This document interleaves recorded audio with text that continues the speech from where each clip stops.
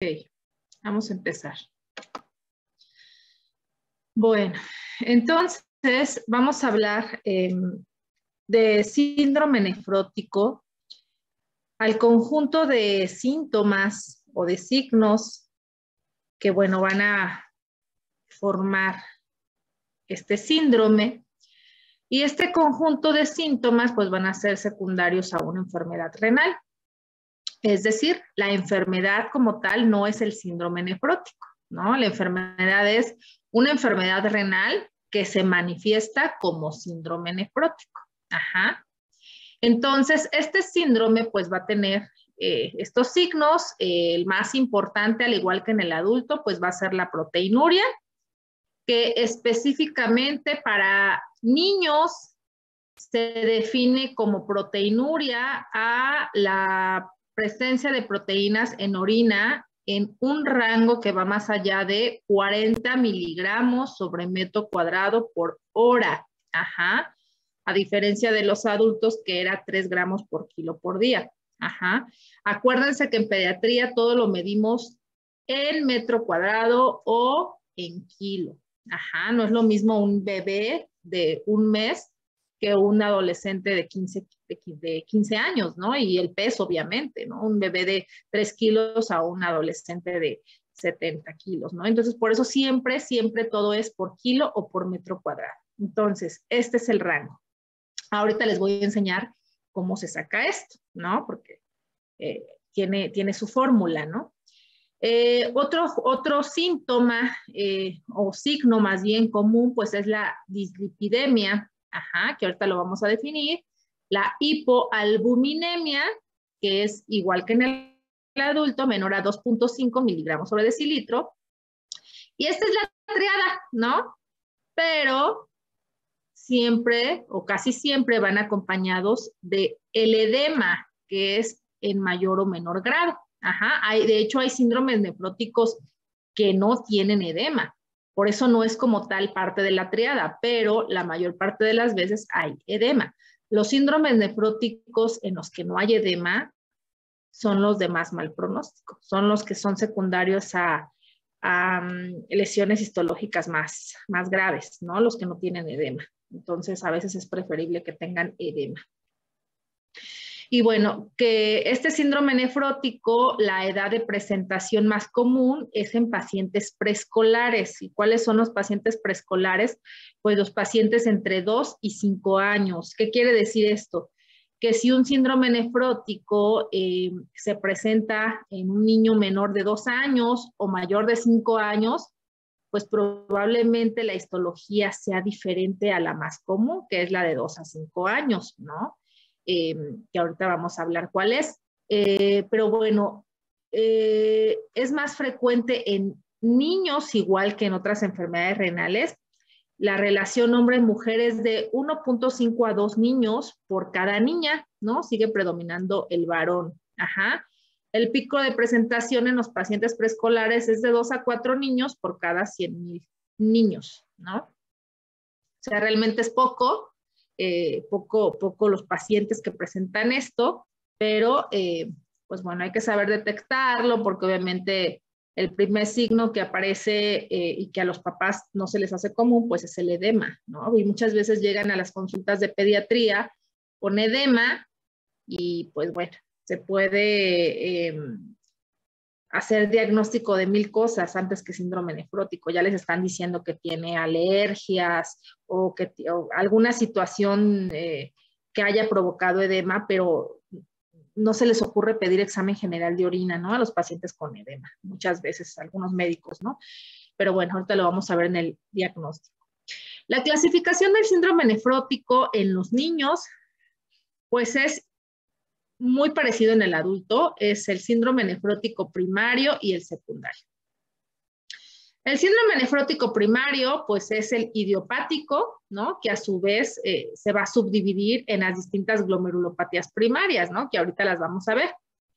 Está también dentro del síndrome nefrótico primario el síndrome nefrótico congénito, que normalmente se ve en niños menores de 12 meses, ajá, lo cual estaría englobando al síndrome nefrótico del primer año de vida. Ajá, tenemos pacientitos con ese diagnóstico. Y más específicamente el congénito, se habla de un síndrome nefrótico en niños menores de 1 mes. Prácticamente el niño nace y a los 2, 3 días se dematiza, ¿no? Y esos bebés pueden tener síndrome nefrótico congénito.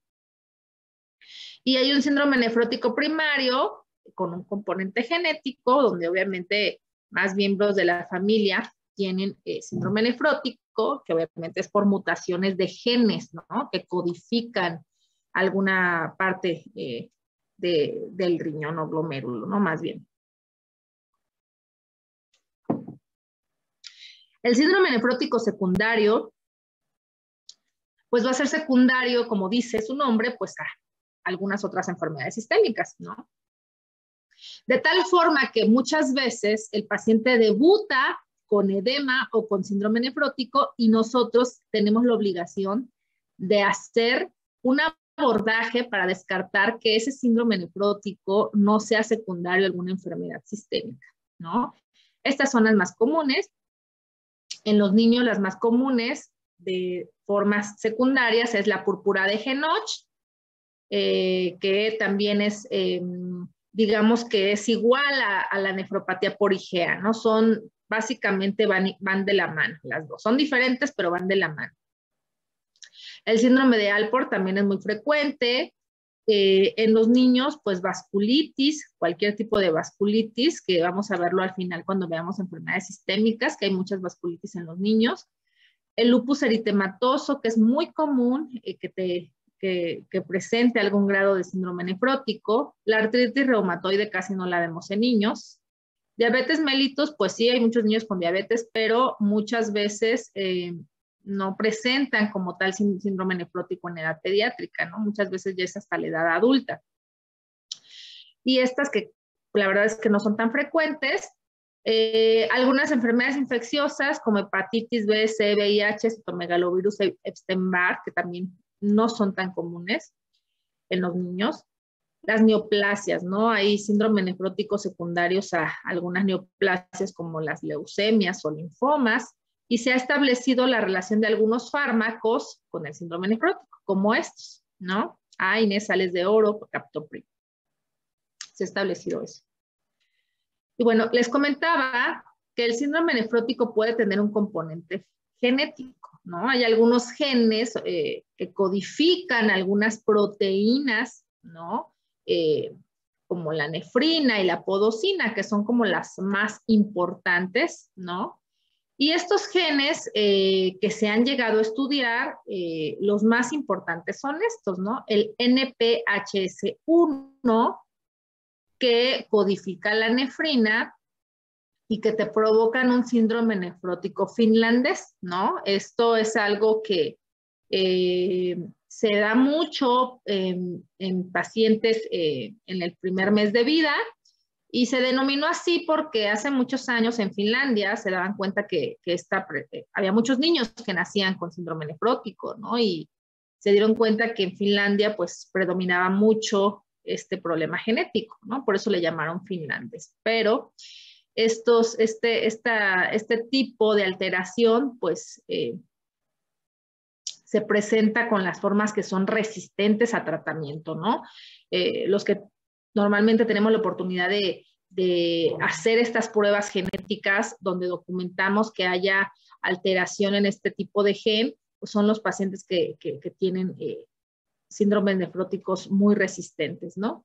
Y también tenemos el NPHS2, el cual es un gen que codifica la proteína de la podosina, y bueno, normalmente este también tiene que ver con síndromes nefróticos corticosensibles y corticoresistentes, ¿no? Esto dependiendo la respuesta a los esteroides. Y bueno, de todos estos genes, pues es algo como de los más comunes, ¿no? Pero estos dos son los más importantes. Bueno, entonces hablábamos que el síndrome nefrótico idiopático va a tener muchas formas histológicas, ¿no? Estas son las más importantes. En los niños, la forma más importante va a ser cambios mínimos. en niños entre 2 y 5 años, que era lo que les comentaba. En un porcentaje aproximado de 77%. Ajá, o sea, casi el 80%. ¿Qué quiere decir? Que de 100 niños que llegan con síndrome nefrótico, pues el 80% va a ser cambios mínimos, ¿no? Estas otras glomerulopatías también están presentes en los niños, pero ya no en la edad de 2 a 5 años, ¿no? Sí puede existir, pero no es lo más común. Generalmente se dan en otros grupos de edad. Por ejemplo, la glomerulonefritis membranoproliferativa, la esclerosis focal y segmentaria, que tiene muy mal pronóstico en los niños, casi siempre terminan en falla renal crónica en un plazo de 5 a 10 años, independientemente del tratamiento que ustedes le den. Las nefropatías membranosas, que generalmente es más común en los adultos y que en los niños llegamos a verla en los que ya son adolescentes, ¿no? Los que están muy cerquita como de la edad adulta, ajá, en un porcentaje pequeñito. Tenemos estas que son las glomerulonefritis proliferativas y membranoproliferativas, en un porcentaje de 2 y 8% respectivamente. La proliferación mesangial, que es un intermedio entre cambios mínimos y esclerosis focal y segmentaria, ¿no? Se habla que es como un intermedio, también puede haber. Y la focal y global, ¿no? Entonces, estas son las clasificaciones histológicas de las formas idiopáticas, ¿no?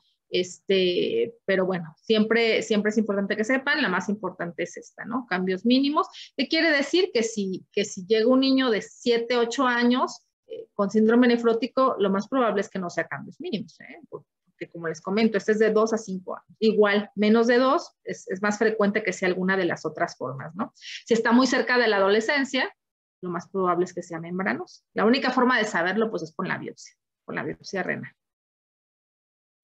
Bueno, muy bien. ¿Quién quiere participar? No me desilusionen, por favor. Me acaban de estudiar para síndrome nefrótico de adultos. ¿Nadie?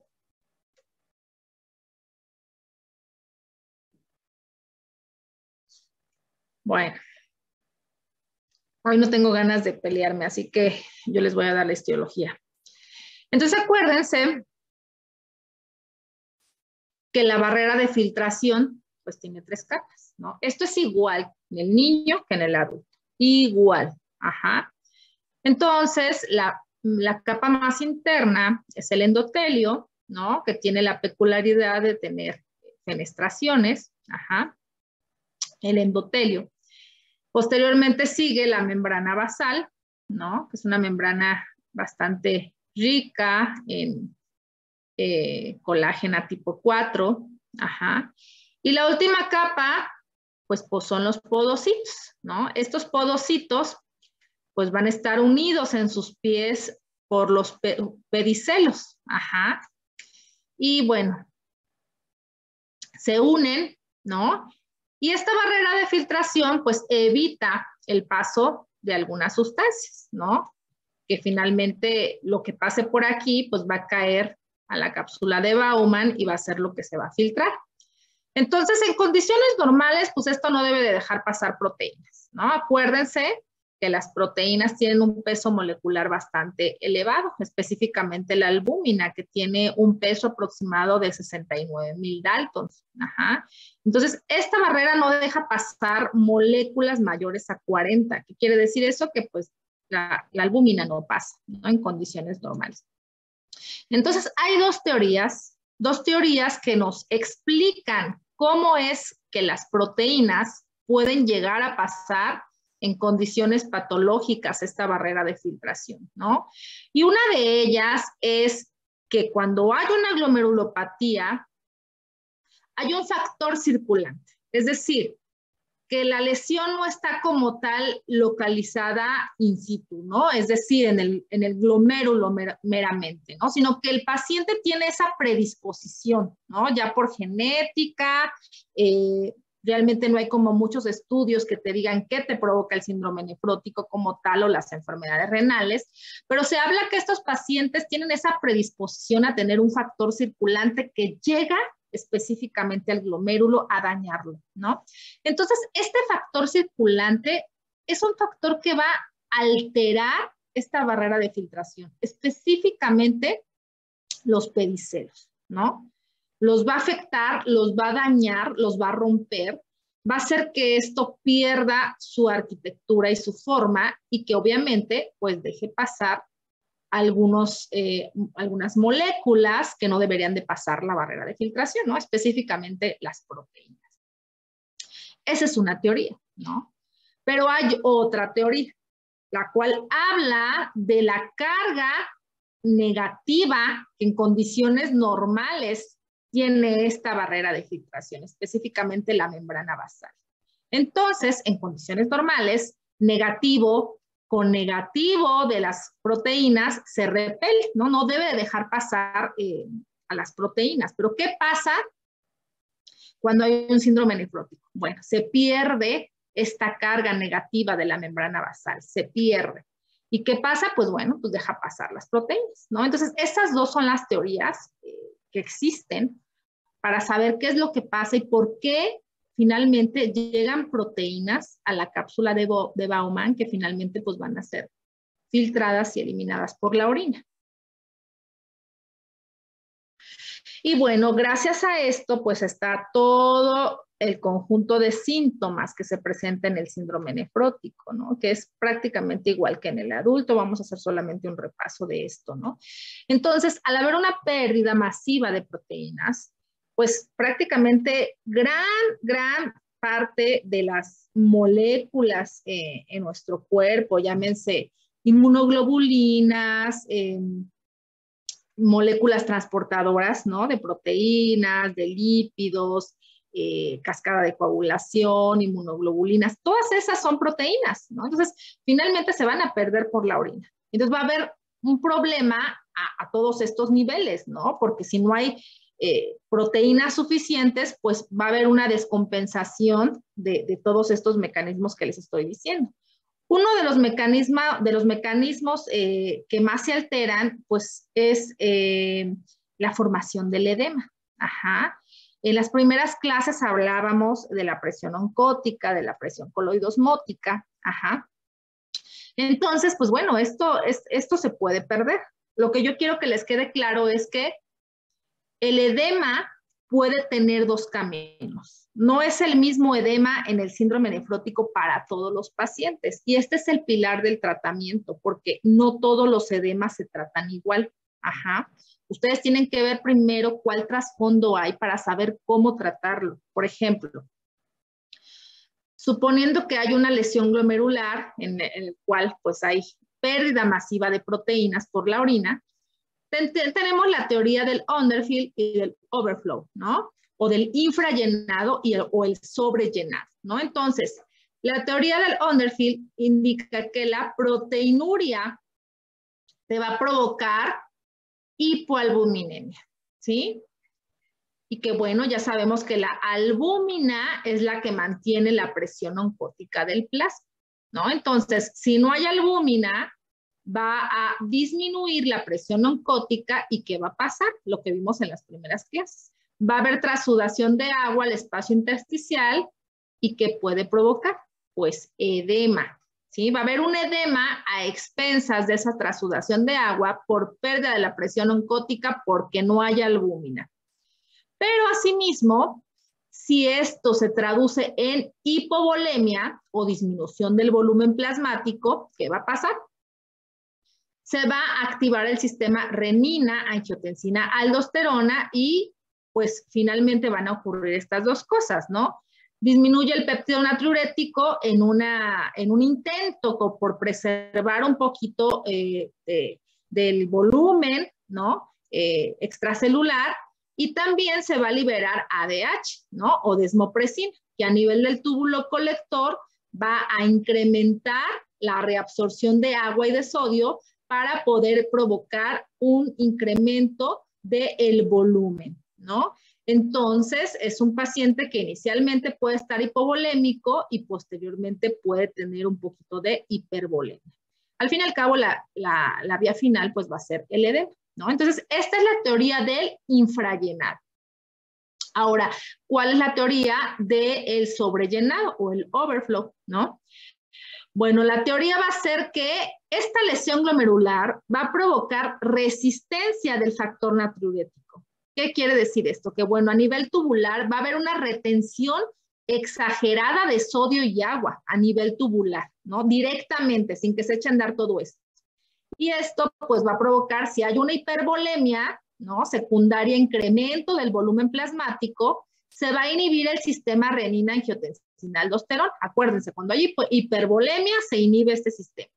Y si hay hipervolemia o incremento del volumen plasmático, también puede haber a su vez una disminución de la presión oncótica plasmática secundaria a esta inhibición y pues es un círculo vicioso porque también puede fugar líquido al espacio extracelular.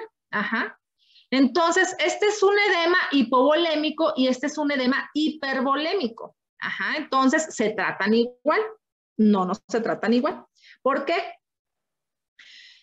Si yo le doy diurético para tratar a este edema y es un paciente que tiene hipovolemia, ¿qué le pasaría? Alguien contésteme.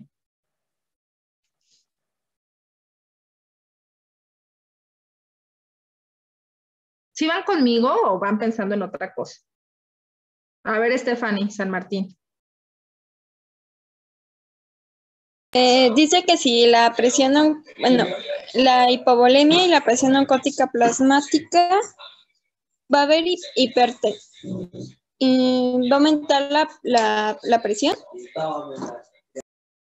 No, la pregunta es, si yo tengo un edema, acuérdense que les dije, hay dos tipos de edema, ¿no? El infrallenado y el sobrellenado. En uno predomina la hipovolemia y en otro predomina la hipervolemia. La pregunta fue, ¿qué pasaría si yo le doy diurético a una persona con hipovolemia? Aunque esté edematizado, mi paciente esté edematizado, pero si le doy diurético, ¿qué le pasa si está hipovolémico? A ver, Mariana Patiño.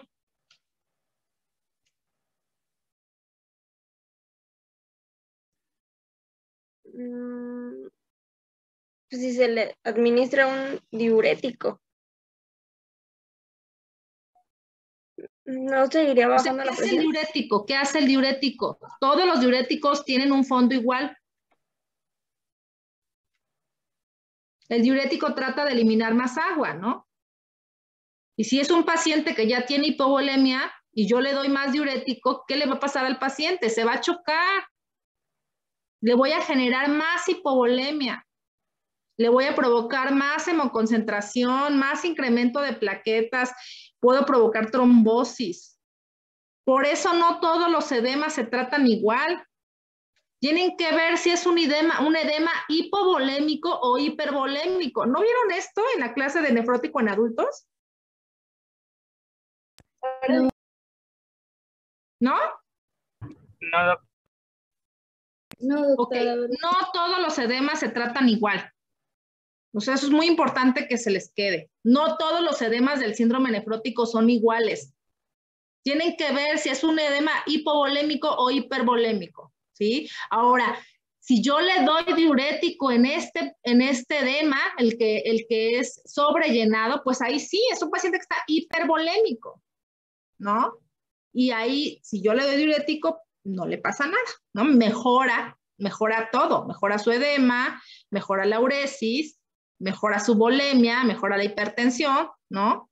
Normalmente este paciente, el que tiene un edema del infrallenado, es un paciente hipotenso, es un paciente que va a tener hemoconcentración, es un paciente que va a tener incremento de las plaquetas por hemoconcentración, es un paciente que va a tener frecuencia cardíaca probablemente elevada, ¿no? Porque trata de compensar la tensión arterial baja. Es un paciente que está por chocarse, que va a tener orinas muy escasas o muy diluidas, digo, muy concentradas. Ajá.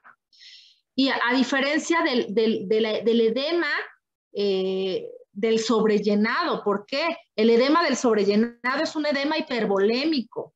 ¿Y cómo se va a manifestar? Ya lo habíamos visto en las clases anteriores. Es un edema en el cual el paciente va a tener incremento de la presión arterial a expensas de la hipervolemia. Ajá. Muchas veces en esta no va a haber problemas en la uresis, se puede orinar normal. En este, pues, normalmente hay oliguria, ¿no? En el hipervolémico sí puede orinar normal, generalmente puede tener orina diluida, ¿no? No como acá que está concentrada. Si yo le mido algo que es la presión venosa central, que también ya les había hablado antes, por medio de un catéter central, pues este va a estar muy diluido el paciente, va a estar hipervolémico, la presión va a estar muy alta, ¿no? A contrario de esta, ¿no? Va a tener presión baja que me marca hipovolemia. Entonces, obviamente este es el pilar del tratamiento de los edemas, ¿no? Uno no se trata con diurético, otro sí se trata con diurético, ¿no? Pero todo lo vamos a ver al final. Ok, entonces, estábamos hablando de que hay pérdida masiva de proteínas, ¿no? Todas las proteínas que ustedes imaginen en el organismo se pierden. Entre ellas, pues las inmunoglobulinas, que son importantes para lo que es la respuesta inmune. Entonces va a ser un paciente mucho más susceptible a las infecciones. La pérdida masiva de inmunoglobulinas en orina va a provocar algo que se llama hipogamaglobulinemia, ¿sí? Porque todas las inmunoglobulinas van a estar disminuidas. Ajá. También se va a orinar una proteína, que es una proteína transportadora de tiroglobulina, ¿no? La tiroglobulina, pues, es una hormona tiroidea. Entonces, ¿qué va a pasar si disminuye su transporte? Pues se va a manifestar con hipotiroidismo. Entonces, muchos pacientes con síndrome nefrótico van a tener hipotiroidismo, ¿sí? Pero no es un hipotiroidismo real, por eso no se trata. Si tú le corriges su síndrome nefrótico, si tú le corriges la pérdida masiva de proteínas por la orina, pues esto pues se va a normalizar, ¿no? Y no hay necesidad de dar hormona tiroidea, a menos que tenga síntomas como tal de hipotiroidismo, ¿no? Ahora, también se pierde por orina una proteína que es la antitrombina 3, que normalmente sirve para disminuir la formación de trombos, ¿no? Entonces, si se pierde la antitrombina 3, ¿qué va a pasar? Va a haber más predisposición a la formación de trombos sanguíneos. Es un paciente que puede tener trombosis de muchas regiones, ¿no? Específicamente de la arteria renal. Ajá. Pero si a esto le sumamos algunas otras cosas como hipovolemia, pues bueno, tiene más predisposición a los trombos sanguíneos. Ahorita lo vamos a ver más adelante con más calma. Y bueno, esta hipoalbuminemia a su vez también provoca disminución en el transporte de lípidos, porque también los lípidos se transportan en la albúmina. Y bueno, ¿qué va a pasar cuando hay una pérdida masiva de proteínas? El hígado, que en condiciones normales produce proteínas, pues va a sensar, ¿no? Que no hay proteínas y va a incrementar de forma exagerada la producción hepática y bueno, pues va a incrementar el colesterol y los triglicéridos, ¿no? En un intento de incrementar todas estas proteínas, ¿no? Bueno, entrando al cuadro clínico, esto es en los niños. En los niños es bien aparatoso, también en los adultos, ¿no? Pero en los niños, pues casi siempre te llega, ¿no? Un niño con edema bipalpebral, es el primer síntoma, ¿no? Es un edema blando, predomina en las mañanas y se va quitando en el transcurso del día. Posteriormente, en las tardes es más común que se presente en las extremidades inferiores, deja Godet positivo. A nivel abdominal pueden llegar a tener una ascitis importante que puede provocar una ascitis a tensión que puede ocasionar grados variables de dificultad respiratoria por presión de los mismos a nivel pulmonar, un patrón restrictivo, ¿no? A expensas de la ascitis. Este edema bipalpebral muchas veces no se resuelve en el transcurso del día. Muchas veces, de forma inicial sí, pero ya cuando es algo más establecido, puede llegar a presentar anasarca, ¿no? O edema generalizado, que muchas veces los niños ni siquiera pueden abrir los ojos, ¿no? Entonces, el signo más común o más importante es el edema. Podemos tener diferentes grados de ascitis. Ya cuando la enfermedad está más establecida, podemos tener fugas acerosas, como pericardio, pleura. Inicialmente el niño no quiere comer, ¿no? Cuando está todo edematizado, hay pérdida también de la absorción de nutrientes a nivel intestinal, porque el niño también tiene edematizada la mucosa intestinal. Entonces, no hay absorción adecuada de los alimentos, y muchas veces hay diarreas crónicas en los niños con síndrome nefrótico, ¿no? Entonces, estas diarreas crónicas, esta disminución en la ingesta de los alimentos, esta disminución en la absorción, provoca inicialmente que el niño no crezca como debe de crecer, ¿no? Eso es de forma inicial. Posteriormente, el hipocrecimiento va a ser secundario a la ingesta de esteroides, que limitan el crecimiento en los niños. Entonces, casi todos los niños con un síndrome nefrótico, sobre todo los niños que tienen síndrome nefrótico de difícil control, los que no puedes curar tan fácilmente, van a ser niños con un crecimiento disminuido, ¿no? Y la diarrea, que ya les comenté por qué.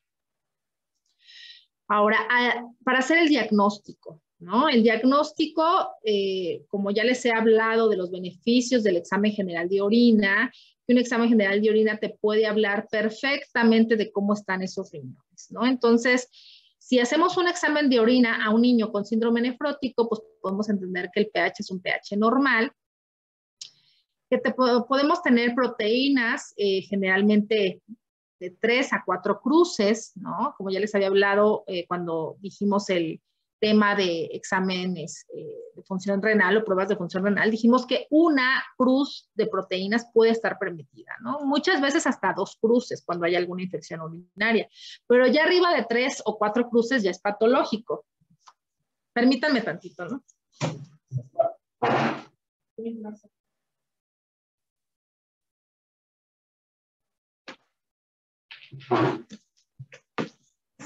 Listo. Entonces, las proteínas generalmente se miden por kilo, que normalmente cuando es una proteinuria mayor a 50 miligramos por kilo por día, esto en una recolección de proteínas en orina de 24 horas. O bien, si lo sacamos por metro cuadrado, arriba de 40 miligramos por metro cuadrado hora. O bien, una relación albúmina-creatinina en una muestra aislada mayor a 2 miligramos. Miligramos sobre miligramo. Que acuérdense que este es el radio que hablamos en las primeras clases, ¿no? Solicitamos en un examen de orina albúmina urinaria y creatinina urinaria. Los dividimos y me tiene que dar menor a 0.2, ¿no? Ahorita lo vamos a ver más adelante. Puede haber leucocitos. Realmente es raro que estos niños tengan infecciones urinarias. ¿Perdón? ¿Alguien me habló?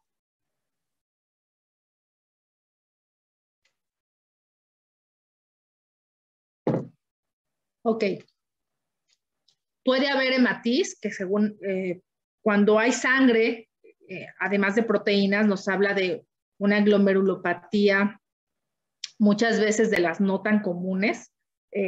Muchas veces cambios mínimos es solamente proteínas, ¿no? Ya cuando hay proteínas y sangre en la orina, ya estamos sospechando de otra glomerulopatía, ¿no? Puede haber fragmentos de hemoglobina o no. Normalmente glucosa pues no hay ningún problema realmente tubular. Puede haber presencia de cilindros hialinos. Y bueno, entonces, la orina, normalmente hacemos una recolección de orina de 24 horas, ¿no? Se puede hacer de 12 horas también, porque muchas veces es como difícil que los niños puedan aguantar una recolección de 24 horas, ¿no? Es difícil, pero sí es más segura, ¿no? Entonces puede ser de 12 o de 24. Entonces, lo que les decía, un rango de 0 a 4 miligramos sobre metro cuadrado por hora es algo que se considera normal. Todos orinan o todos orinamos una cantidad de 0 a 4, los que pensamos que no tenemos ninguna enfermedad renal, ¿verdad? De 4 a 40 miligramos sobre metro cuadrado hora es una proteinuria en rango significativo o muchas veces se le llama rango subnefrótico. Arriba de 40 miligramos sobre metro cuadrado hora es una proteinuria en rango nefrótico. Arriba de 100 miligramos sobre metro cuadrado hora es una proteinuria masiva, o bien arriba de 50 miligramos por kilo día es una proteinuria masiva. Ese niño, como lo decimos mis compañeros, ¿no? Está orinando chuletas, ¿no? Porque de plano es pura proteína. Ahora, ¿cómo sacamos el metro cuadrado? Porque, digo, ustedes, no sé si ya llevaron pediatría, pero les tienen que enseñar a sacar el metro cuadrado. Aquí les puse estas formulitas para que sepan cómo se saca el metro cuadrado. En niños mayores de 10 kilos, el metro cuadrado de superficie corporal se saca así. Peso por 4 más 7 entre peso más 90. Ajá. Esto es en mayores de 10 kilos. Y en menores de 10 kilos se saca así. Peso por 4 más 9 entre 100. Son formulitas que usamos en pediatría, les van a servir para cuando pasen por su módulo de pediatría. Y bueno, ya una vez que tenemos el resultado del metro cuadrado, pues tenemos que dividir lo que nos digan en el laboratorio, ¿no? En el laboratorio nos van a reportar, por ejemplo, volumen urinario de 24 horas, 1500 mililitros. ¿Cuántos miligramos de proteína está orinando el paciente? Van a reportar en el laboratorio, por decirlo así, 250 miligramos en 24 horas. Así se los va a reportar el laboratorio. 250 miligramos, ¿no? Entonces, ¿qué le van a hacer a ese 250 miligramos? Pues primero van a sacar el metro cuadrado de superficie corporal que tenga su niño, ya sea si es mayor a 10 kilos o menor a 10 kilos, y ya cuando tengan su metro cuadrado, lo que van a hacer es el resultado de lo que les dieron en el laboratorio, lo van a dividir entre el número de horas que se tomó la recolección, que como les dije, puede ser 24 o puede ser 12 horas, y después lo que les haya salido lo dividen entre el metro cuadrado de superficie corporal, ¿no? Y el resultado les va a dar en miligramos metro cuadrado hora. ¿Les quedó claro? Ok.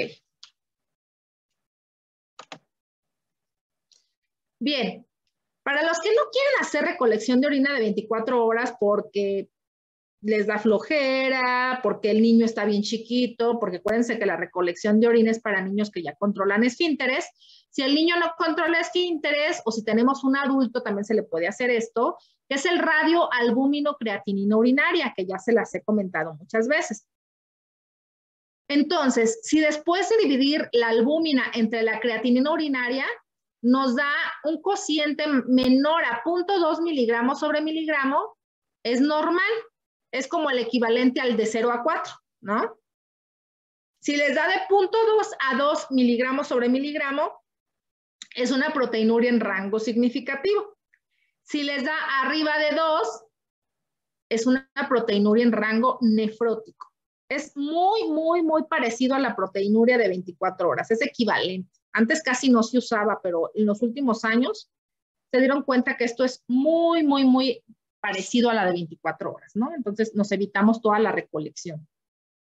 Ahora, si le hacemos una química sanguínea a mi paciente con síndrome nefrótico, pues si checamos las proteínas totales, pues van a estar bajas.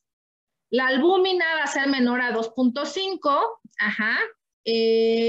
Vamos a tener un paciente con hipogamaglobulinemia, es decir, si le medimos todas las inmunoglobulinas, pues van a estar casi todas disminuidas. Los lípidos van a estar elevados. Podemos tener hiponatremia, que muchas veces no es real, va a ser una hiponatremia dilucional. ¿Qué me habla de esto? Pues que el paciente tiene hipervolemia. Puede haber potasio alto, aquí también hay que investigar por qué hay potasio alto. Puede haber potasio alto por ingesta de medicamentos, por ejemplo, los ahorradores de potasio como la espironolactona, que normalmente puede ser parte del tratamiento. Puede haber potasio alto por IECAS, ¿no? Que van a provocar hipercalemia. Puede haber hipotasio alto también porque el paciente esté teniendo grados variables de falla renal, ¿no? Específicamente aguda, secundaria hipovolemia, pero también puede tener grados variables de falla renal porque la glomerulopatía está avanzando, ¿no? Entonces tenemos dos causas probables de potasio alto. Podemos tener calcio bajo, que puede ser a expensas de uso de esteroides, ¿no? El uso de esteroides de forma crónica te provoca hipocalcemia.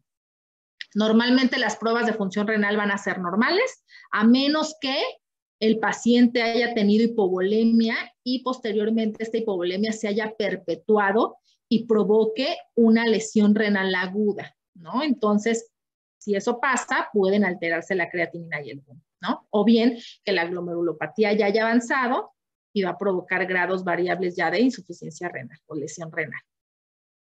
La biometría hemática, ¿cómo puede estar? La hemoglobina puede ser normal o baja, dependiendo el estado de volemia del paciente, que era lo que ya les comentaba. Si es un paciente hipervolémico, pues va a tener una hemoglobina diluida, ¿no? Pareciera que tiene anemia, 7, 8 gramos de hemoglobina, pero no es real, es a expensas de la volemia. Si tú le corriges la hipervolemia, se va a normalizar la hemoglobina.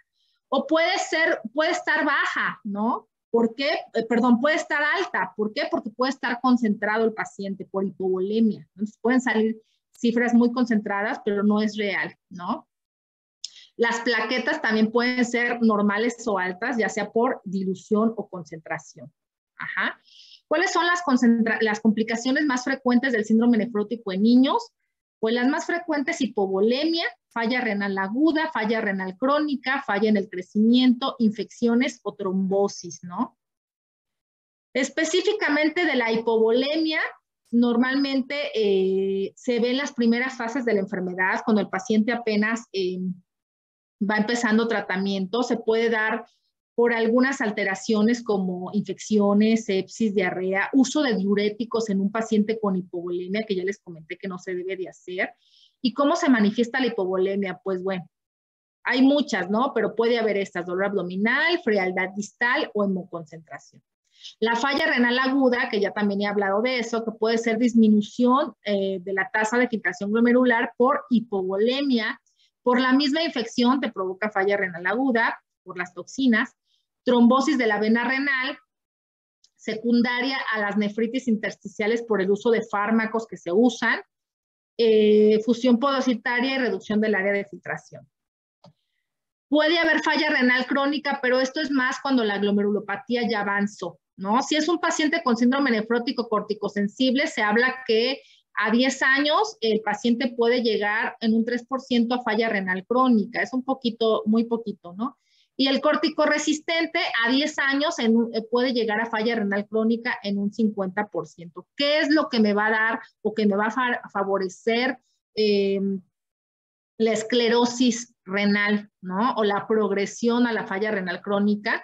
La proteinuria, ¿no? Entre más tiempo dure el paciente con proteinuria, es un paciente que va a presentar esclerosis, ¿no? Esclerosis glomerular.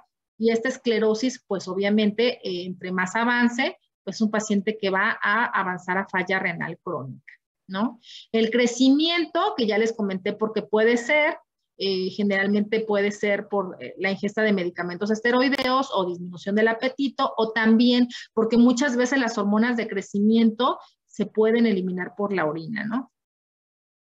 Las complicaciones infecciosas son las más graves. El paciente es muy susceptible a las infecciones por alteración en las gamaglobulinas, en las inmunoglobulinas, perdón, y hay resistencia en los linfocitos T, problemas en los linfocitos T.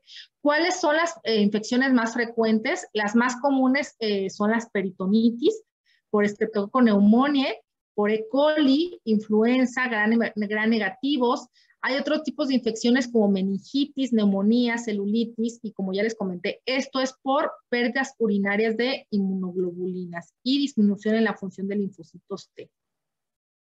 Las trombosis de las venas renales tienen una incidencia del 3%, se ve favorecida por todo esto, ¿no? Hipercoagulabilidad, hipovolemia, un paciente que puede estar inmovilizado, alteración en los niveles de antitrombina 3, trombocitosis. ¿En quién sospechan de trombosis de la vena renal? Bueno, en un paciente que tiene síndrome nefrótico y que presenta hematuria macroscópica y datos de falla renal. Y bueno, dolor abdominal, ¿no? ¿A quién le hacemos o qué le hacemos a las trombosis de venas renales? Anticoagulación, ¿no? Y muchas veces podemos llegar a trombólisis. Bueno, ¿a quién le hacemos biopsia renal?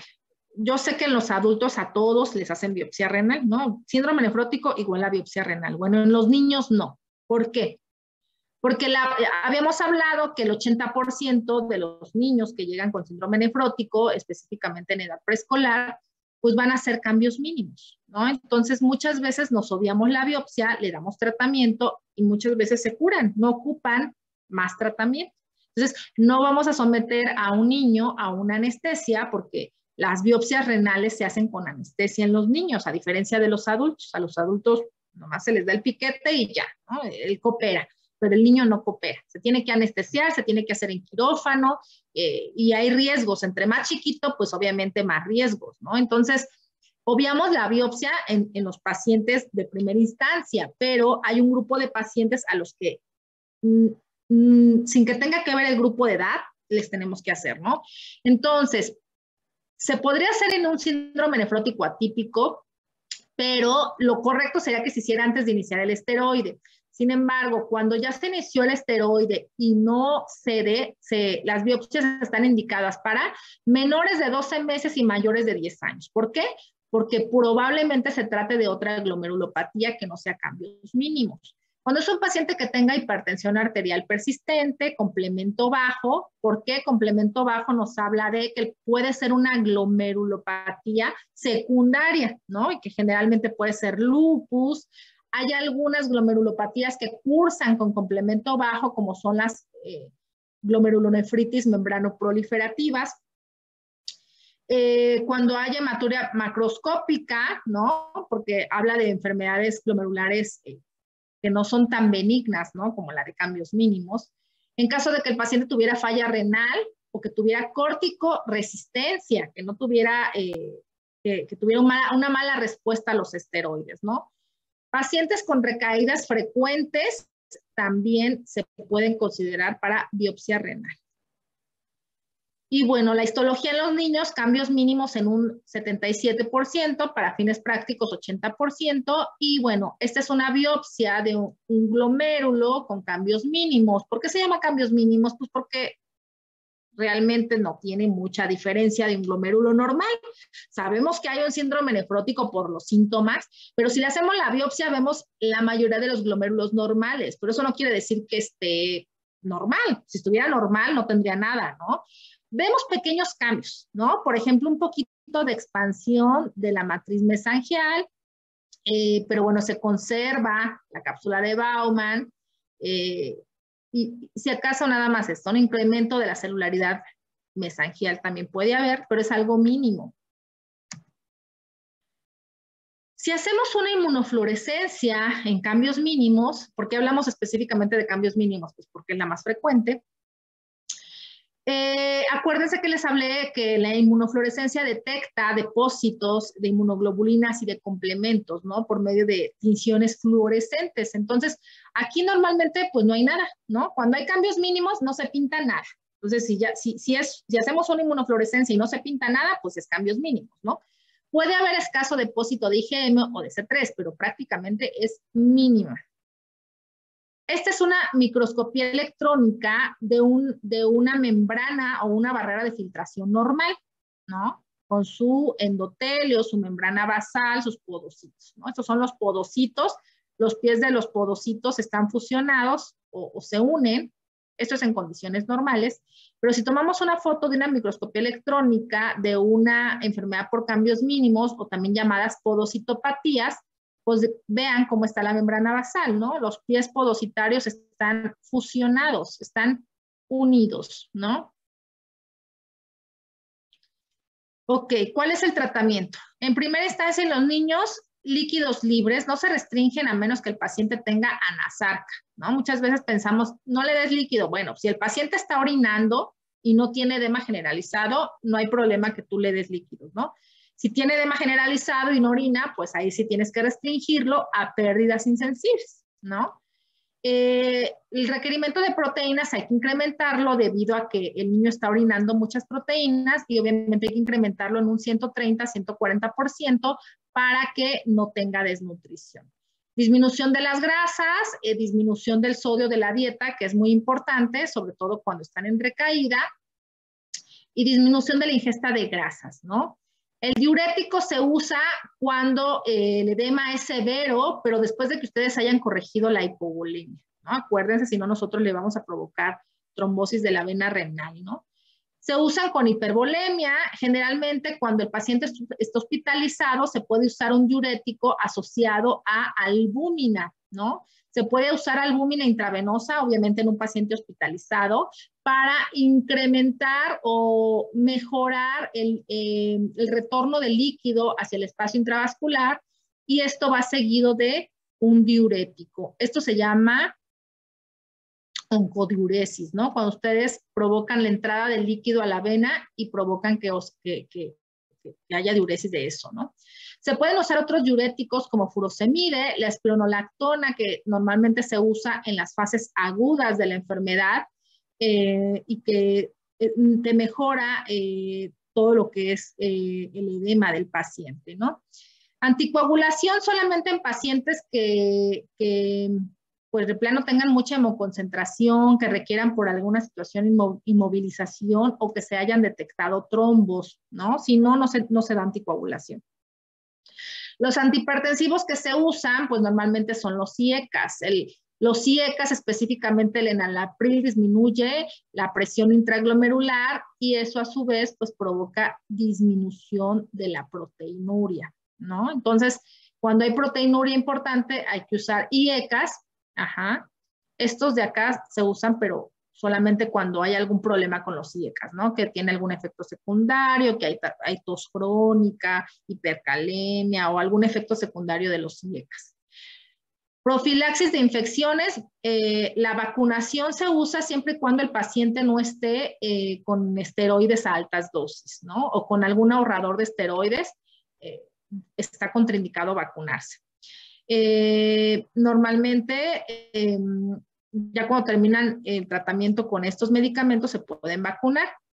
Las dislipidemias normalmente no las tratamos con medicamentos, es con dieta. Cuando remite el síndrome nefrótico, la dislipidemia mejora. El calcio normalmente usamos para las hipocalcemias por el uso de esteroides, suplementos de vitamina D. Y como les comenté, normalmente no usamos tratamiento para el hipotiroidismo, ¿no? Cuando mejora el síndrome nefrótico, el hipotiroidismo se controla. Bueno, entonces el tratamiento esteroide es se recomienda que el tratamiento sea por 12 semanas a base de prednisona o prednisolona. El tratamiento inicial es prednisona por vía oral, 60 miligramos sobre metro cuadrado por día. Normalmente lo dividimos entre 2 dosis. O también se puede sacar por metro, prácticamente es igual, 2 miligramos por kilo día, máximo de 60 miligramos por día, ¿no? El tratamiento se deja así por 4 a 6 semanas. Y ya cuando ya haya pasado ese tiempo, seguimos por una dosis de 40 miligramos sobre metro cuadrado día en días alternos, es decir, cada 48 horas. Y esto lo vamos a continuar por 2 a 5 meses y lo vamos a ir disminuyendo semanalmente. Cada semana disminuimos un 10-15% de la dosis hasta que se suspende el esteroide. Ok, se pueden asociar ahorradores de esteroides. Cuando no funciona el tratamiento, por ejemplo, pacientes con síndrome nefrótico córtico-sensible, pero de recaídas frecuentes, o pacientes con córticodependencia, usamos esteroides, ahorradores de esteroides, como cuáles, como la ciclofosfamida, el clorambucil, levamisol, inhibidores de calcineurina como la ciclosporina o tacrolimus, el mofetilmicofenolato, el rituximab y la satioprina, ¿no? Todos estos se usan en conjunto con los esteroides. Muchas veces son resistentes presentes y pueden seguir presentando recaídas a estos medicamentos. Y obviamente todos estos medicamentos tienen efectos secundarios. ¿Por cuánto tiempo se usan? En general por 1 a 2 años, ¿no? Si tienen mala respuesta a esto, el pronóstico es muy malo, ¿no? Y pueden llegar a presentar falla renal independientemente de lo que tú les des de tratamiento. Ok. Es todo de síndrome nefrótico de niños. ¿Tienen dudas? Ahora sí pregunten.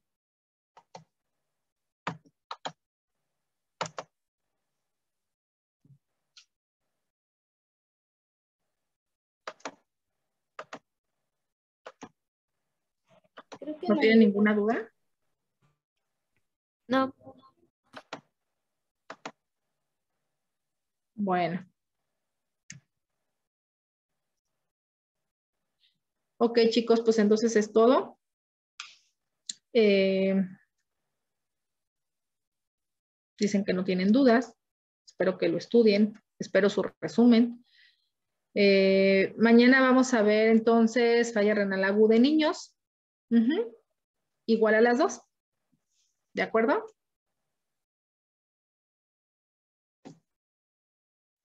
Sí, doctora. Sí, doctora. Hasta mañana, nos vemos. Gracias, doctora. De nada. Adiós.